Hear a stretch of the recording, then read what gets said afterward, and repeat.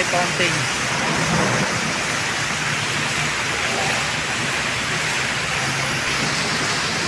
Tatlong fountain yan. Ayun yung isa. Tapos ito. Tapos yung isa. Papakita ko yung isa. Yan na yung isa. Oh. Isa. Fountain din yan. Fountain.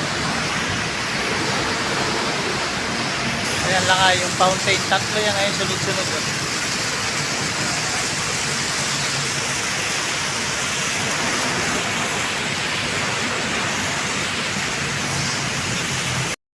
Ano lang kaya?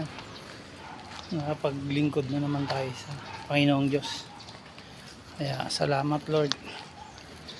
Hindi mo ako pinapabayaan. Lagi mo akong ginagabayan sa anumang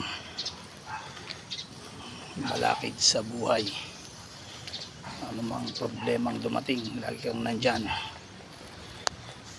Hindi mo ako pinapabayaan.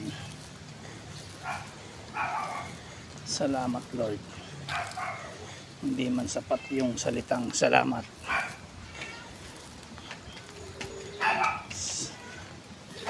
Yan, nandyan ka lagi. God bless. Ingat lagi.